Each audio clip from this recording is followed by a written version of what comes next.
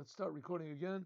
Now we are beginning the next Hasidic discourse, which is also in the same book, Sefer Mimor Gimel, Sefer Mimor Malukatim of the Rebbe, Melech HaMashiach. The Rebbe said this in 1979. And he said it on the last day of Passover. B'siyata d'shmaya, with the help of God. Acharon shel Pesach, the last day of Passover, Tavshin Lamed Tet. Okay, do you have the mimer? Do you have it? Yes. Okay, wonderful. This, by the way, these classes are being given in the. This is the pupil, my prize pupil. He is locked in his house, like something like when the Jews left Egypt, they were all locked in their houses. Lo tetzem abayis ad bok. They shouldn't go out of their houses. And now we are in the middle of the Corona panic. So, but the Torah will not stop. Learning of the Torah. And here we are. Let's talk about going out of Egypt. Just like in the days of going out of Egypt, I will show you miracles. This is a prophecy that the prophet Micha said. God tells me, what is a prophet? A prophet is a person that says what God tells him to say. And doesn't say anything from his own. So Micha says like this, God is telling me like this, message to the Jewish people. Like the days of going out of Egypt, I will show you miracles. Just like when the Jews went out of Egypt, there were amazing miracles. Even more so will be the miracles in the future. Yeah, more so than the miracles will be in the future. All right, I think we talked about this a lot of times, and we'll just say it one more time. We see that the miracles that God did back then didn't really do much good. I mean, they did good. We make up a Passover Seder, and then we celebrate every year the amazing miracles that God did. But God gave 10 plagues, and He took all the Jews out of Egypt, split the sea, gave the Jews water from a rock, bread from heaven, surrounded them with clouds of, what do you call it, of honor, of glory, anane kavod, and there was a big fire in the nighttime that guided them. And He took them to Mount Sinai. He gave them the Torah. He spoke to them personally. Every Jew saw God, panim lapanim, and their souls jumped out of their bodies. Amazing miracles. And 40 days later, they worshiped the golden calf. Some actively, the majority, they passively. They didn't try to stop the others. In any case, we see that all these miracles didn't work so well. But Mashiach will be a little bit differently. He's going to do bigger miracles. What type of bigger miracles? He's going to change the inside of every Jew, of every human being. The inside. What do you mean He's going to change? Somehow or other, He's going to convince us to love God and not so much to love ourselves, to fear God, only God, and not to fear anything else. To believe in God and not to have any doubts about the future. Doubts is one of the worst things. Doubt is the Safek, there's the Gematria, same numerical value of Amalek. To believe in God, have faith in God, and not to have any doubts about the goodness of God in the future, and to want to serve God, to want to serve the creator of the universe. And what does the creator of the universe want? That this world should be a good place. So Moses took the Jews out of Egypt. He showed them what freedom can lead to. It was supposed to lead to, like it says, Tavdun et Elokim ala harazeh. The Jewish people will serve God. They'll be servants of God in Mount Sinai. Servants of God. It means a servant does what the master wants him to. And he's happy to do what the master wants. Especially here we have a really good master. I mean, he's creating us, enlivening us, providing for us, protecting us. So to be united with a master like this is really quite wonderful. So that's what God intended when the Jews left Egypt, that they should become servants of God, but it didn't really work that well. Jews like to complain, and they really enjoy complaining, and so that's what they did. They complained against Moses, they complained against God, they complained against this. They've been complaining up to this very day. They're complaining. And like I'm complaining about how everybody else is complaining, so everybody complains. Complaining is a wonderful thing. Moses took the Jews out of Egypt, and like I said before, Mashiach will take the Egypt out of the Jews. The Jews will produce their. Why do people complain? Because they feel they can't do anything about the situation. So you want to complain a minute, a half a minute, 10 seconds, complain inside of yourself, but then try to figure out what can I do to make the situation better in some way, in some way. Then when you do that, you stop complaining. So that's what's going to be in the future. That God is going to send the Mashiach, and Mashiach will be a person. I mean, the Mashiach, if you ask me, it's just simply purely obvious, is the Lubavitcher Rebbe. Has all the qualifications of Mashiach, and incidentally, dying does not disqualify a person from Mashiach. So a lot of opinions say the Mashiach must die. Being killed does. The Rambam says, nerag, being killed, especially because of like Bar Kochva, Bar Koziva, that he was killed because he let everybody down. He didn't really stand up to the qualifications of Mashiach, but the Lubavitcher Rebbe, all the qualifications are there. Look in the Rambam. There it is. So it's not so far away as you think and not so far-fetched, and exactly the opposite. Our lives are far away and they're far-fetched. That we live according to our worries and our this, that's far-fetched. So all of this is going to stop. Mashiach is going to stop this, and he's in the process of doing it. That's what these mimers are for, and that's why we're learning. So let's learn. Maybe Kaveh Kadusha is Moricham Kimetzet Chemer Etzrayim. I read on Iflot. Just like in the days when you left Egypt, back then, God says, I will show you even bigger miracles. Maybe Kaveh Kadusha is Moricham Yadmor, and brings his honor, his holiness, my teacher and my father-in-law, the Admor. Admor means Adonenu Morenu Rabbeinu. Our master, our teacher, and our rabbi, our great leader. But Mimor, anyway, the previous Lubavitcher Rebbe, in his Mimor that he said this, and he brings also from the Zohar. This was said, by the way, by the previous Lubavitcher Rebbe in 1958. 58. And the Rebbe is, huh? I'm sorry? 1948. You're right. Made a mistake. Tav Shin Ches. 1948. Very good. The previous Rebbe said this was already the previous Rebbe was already in America, and he was already paralyzed almost completely. But nevertheless, he was still saying Hasidut and still leading the Hasidim and giving advice to all the world and sending out, doing what is called outreach movement, building the whole foundations of the whole outreach Judaism in the whole world. And he brought, shortly thereafter, he founded Kfar Chabad. They were already sent the message, the previous Lubavitcher Rebbe, and he sent emissaries to Morocco, and there were people in Tunisia. Umevi Kavod Kedushas Moricham Yadmor, the previous Rebbe brings in his mimer that he said in 1948, right, Bazem? Shenemar, it says in the Zohar, Kiyamei, it says in Kiyamei, the prophet Micha says like this, just like the days of going out of Egypt, God said, I will show you miracles. I will show you miracles just like the days you left Egypt. Days, plural. Now, everybody knows the Jews left Egypt in one day. What type of days they left Egypt? It says, Hari Yetziat Mitzrayim Hayasal B'Yom Echad. The actual leaving Egypt was in one day. Bechad Zimnat Nafka. It says that one time they all got out. And also when we remember. Every day it's a commandment to mention and remember the going out of Egypt. What do we say? Laman tiskoret yom tzitcha meretz Yisrael. You should remember the day that you left Egypt. It's a mitzvah to remember every day, to make a mention of the day, not the days, the day we left Egypt.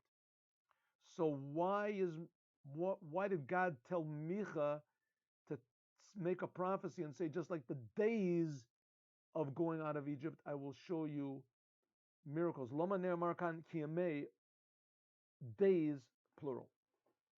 And it's explained, Shekal yamim, that what the previous Rebbe explains, that all of the days, Miyazaman, Yetzias Mitzrayim, this is also the Zohar also brings all the days that they left Egypt. Ad, what, the 7 days, right? Those are all the days. Nah, it's a lot more than that. Ad, a Geula Tida, until the future redemption. This is already what, 3,332 years. It won't schlep out until this Passover. It'll happen immediately now. We'll read in the papers. That's it. Mashiach has arrived. People are changing their whole idea of what life is about. All of the days since then, 3,300, multiply 3,332 by 365. Do the mathematics in your head, and that's the days of going out of Egypt. Every day. Lochin, therefore, Omer Kiyamei, it says the days, plural. Even today. Yesh Lomar, we can say the Mashkatuv, that what it says in the Mimor, in the discourse of the previous Lubavitcher Rebbe, Shekal Yamim, that every single day.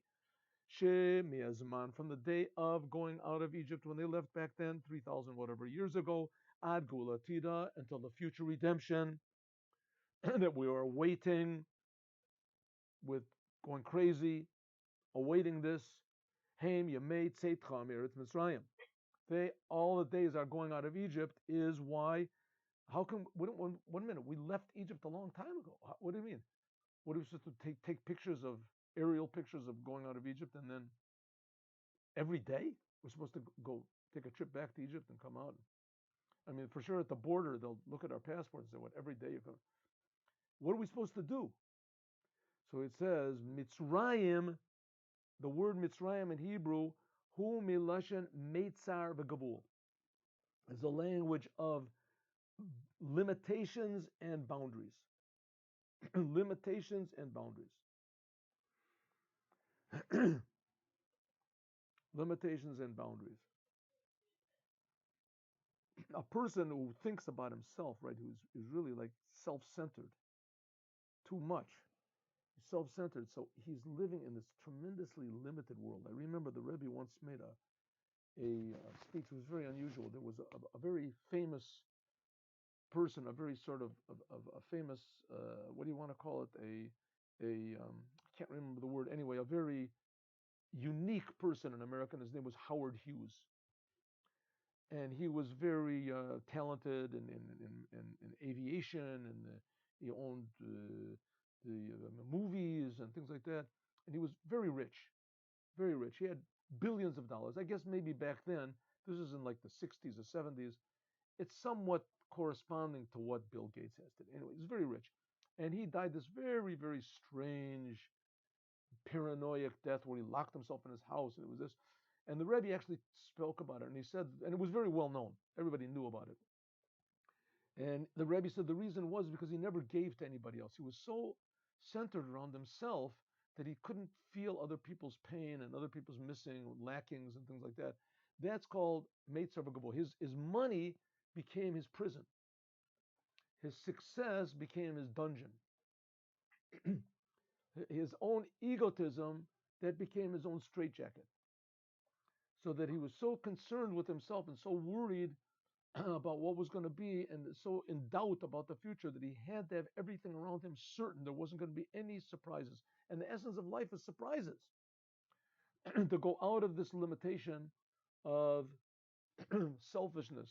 And there's the good, we said before, the main thing of Mashiach is to reveal the potential inside of every human being. And we can't reveal this potential all the time that we're egotistical. I went to Barnes and Noble. I remember this was like, I don't know, 10 years ago. I went to Barnes and Noble. How often do I go? When I'm in America, I just stay in 770. Anyway, I went to Barnes and Noble, and I saw that maybe it's changed now. But the biggest section of the books was self-improvement. Self-improvement. Everybody knows that they're not expressing their potential. I mean, unfortunately, in America, the goals are also all messed up, and that also limits a person's makes a person even more egotistical. What's the goal? Be successful, right? Win friends, influence people. But now more and more people are coming to the idea of living for values instead of living for success, right? Living for meaning rather than living for the means, having a man of means. So that means going out of your limitation. That's the idea of Mashiach. One second. 1 minute.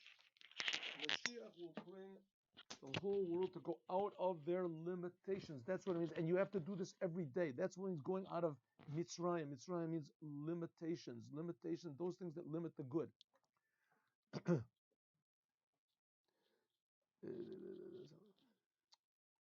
But Yesh Loma, we can say the Mashkatuv Shakala Yamim Shabazman Yitzias Mitzrayim Ad Gulatida is because right, Meitzar Gavul. The Inyan Yitzias Mitzrayim, the whole idea of going out of Egypt, who is Yitzia going out, Mikol Meitzarim V'Gavulin, to go out from all limitations and boundaries, all those things that limit and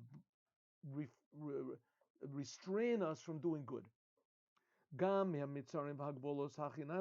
from the highest things, because sometimes a person can do good and he thinks, okay, I did good. You give charity, I gave charity, I gave a dime to somebody. Did good.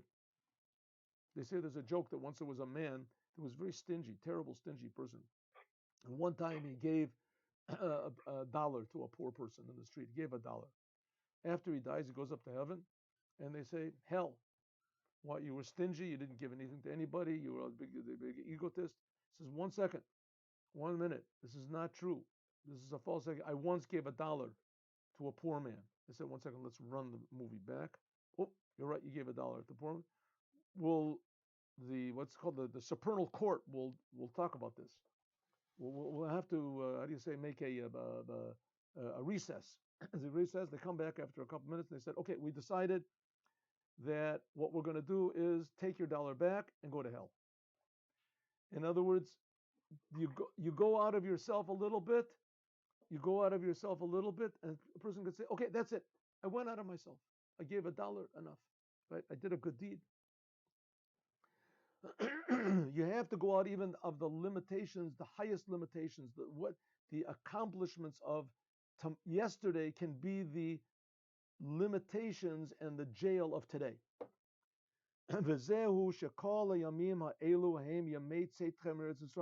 All of these days are days of going out of Egypt. That each and every day, Yotzim, we must go out. Mimeitzarim, from limitations. V'gavulim nalim yoter, higher and higher. To be higher levels of humility, higher levels of caring, higher levels of revealing love, appreciation of others, appreciation of the world, helping others, having a good word for someone else, helping yourself, learning more, understanding more, doing more, saying positive things, and there's no end to it. I know there was somebody that I know that he was having trouble from his children, so he got the advice, maybe tell one of your children you love them. He says, nah, of course I love them. What's the question? Just say it. Nah, what are you talking about? They're never going to accept it. They think I'm stupid. Try it. Listen, you say you're miserable. It's going terrible in the house. Okay, try it. No, a week passes. Did you try it? Did you try it? Well, maybe. Did you try it? No, I started, but I didn't. Finally, he says, I did it. I said, I love you to my son. So what happened? He said, well, I figured he'd laugh at me or he'd start to this. So what happened? He said, well, he just looked at me for a long time. And he said, thank you. I never expected that. He says, oh, so that's it. I did it once. Not enough. You have to do it again. It has to be genuine. It's true. It has to be genuine. It can't be this.